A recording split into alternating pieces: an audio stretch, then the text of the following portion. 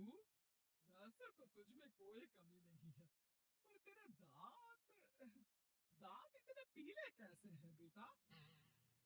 कैसे है मतलब? कोई सर्जरी थोड़ी ना कराई है। वो तो क्या है ना, मैं ब्रश नहीं करती थी तो पीले हो गए। क्या करूं? आप कहे तो लाल करवा लूं या फिर काले?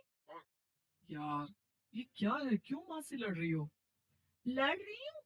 अरे मैं लड़ रही हूँ या ये बोल रही है कि दांत पीले हैं पीले? अरे तपस्या थोड़ी ना की है इन्हें पीले करने के लिए। बकायदा ब्रश नहीं किया है 20 साल तक, तब जाकर।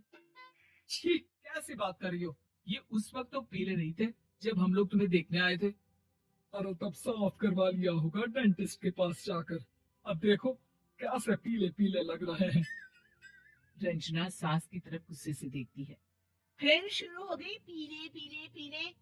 अरे पीले तो तब भी थे जब मेरे हाथ का रसगुल्ला उड़ा उड़ा कर खा रही थी और बोल रही थी, लड़की नहीं गुणों का खजाना दे रहे भाई साहब आप। खैर, अब वो लोग करते भी तो क्या करते। पीले दांत वाली बहू पल्ले पड़ी थी तो झेलना तो था ही। एक दिन कीर्तन में रंजना गाना गा रही थी। अरे कमला बहन, माँ का द्वार है, यहाँ तो सब शुद्ध होकर आते हैं। फिर अपनी बहू को ब्रश भी नहीं करवाती तुम। दूर से पीले पीले दांत भक्ति में बाधा उत्पन्न कर रहे हैं। अरे कोई 2 साल की बच्ची थोड़ी ना लेकर आई हूँ मैं बहू बनाकर।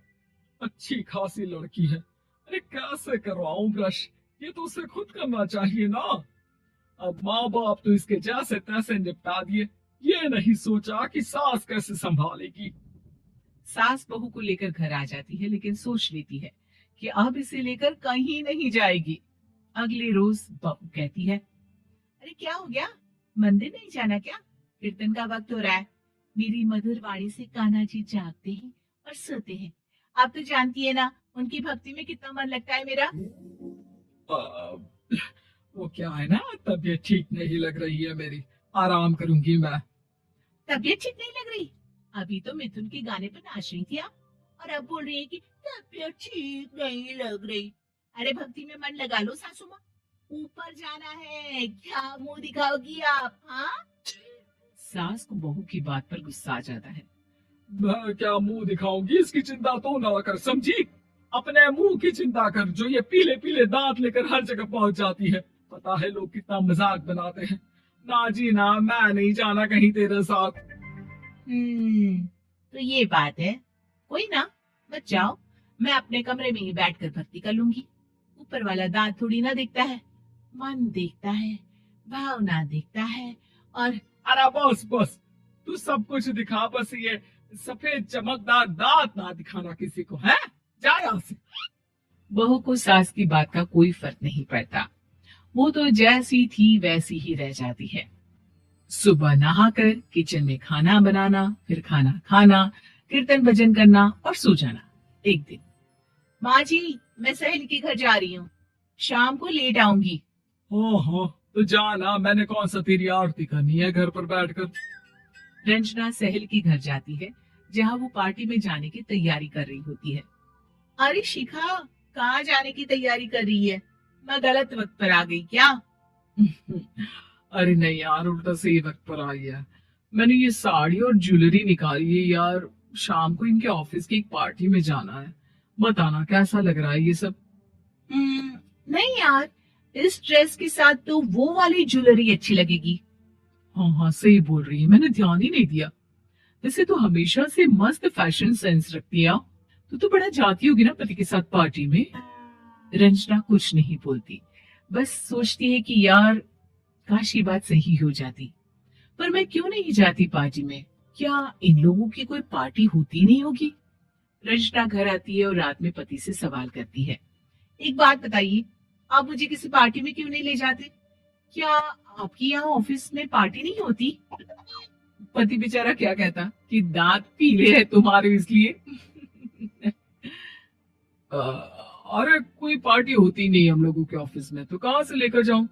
और मार्केट, मॉल, कहीं वीकेंड घूमना, कहीं तो। अरे यार, सारे हफ्ते में एक छुट्टी मिलती है, तो सोचता हूँ कि आराम ही कर लूं। क्यों? रंजना मन मार के रह जाती है। पहले कभी सास के साथ मंदिर जाया करती थी, लेकिन वो भी सास ने ले जाना बंद कर दिया। घर बैठी बैठी रंजना बोर हो जाती है। तभी उसे आइडिया आता है और वो मायके जाने का सोचती है। सासू माँ, 2 दिनों के लिए मम्मी के घर जा रही हूँ। अच्छा अच्छा ठीक है, आराम से जा। और हाँ, माँ से कुछ अच्छी आदत सीख कर आना कि कैसे शरीर के हर भाग की तरह दांतों की सफाई भी जरूरी होती है, समझी? शुरू हो गई ना आप? वो लोग आपकी तरह नहीं है कि छोटी छोटी बात का बतंगड़ बना दे। उन लोगों के लिए मैं मायने रखती हूँ, ना कि मेरे पीले पीले दांत। रंजना माँ को बिना बताए उन लोगों को सरप्राइज देती है, लेकिन जैसे ही वो दरवाजे पर पहुंचती है, अंदर देखती है कि घर वाले कहीं जा रहे होते हैं। अब माँ, काश रंजना दीदी के दांतों वाली प्रॉब्लम नहीं होती, तो वो भी हम लोगों के साथ चलती ना बुआ जी की बेटी की शादी में। हाँ बेटा, लेकिन अब उसे कौन समझाए कि उसको उसके पीले दांत नहीं दिखते, लेकिन उसके आसपास के लोगों को कितना एम्बेरसिंग फील कराते हैं। मुझे तो कितनी बार उसके स्कूल की टीचर ने शिकायत की कि उसके साथ कोई लड़की बैठना भी नहीं चाहती, और ना ही कॉलेज में कोई उससे बात करना चाहता था। लेकिन पता नहीं क्यों उसे ये बात समझ में ही नहीं आती। कोई कमी नहीं है उस लड़की में, बस यही कि दांत पीले हैं। वो तो भला हो जीजा जी और उनकी माँ का, जो दीदी को जैसी है वैसे ही रखा हुआ है। रंजना को अपने घर वालों की बात सुनकर बहुत दुख होता है।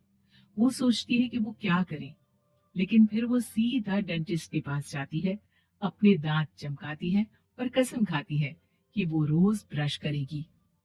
और क्या हो गया? तुम तो 2 दिनों के लिए गई थी ना? पर कोई ना, अच्छा है, चलो आ गई तुम। रंजना सास के सामने आकर खड़ी हो जाती है और पूरी स्माइल करती है, उसकी चमकदार दांतों को दिखाती हुई। हाँ? चलो मंदिर।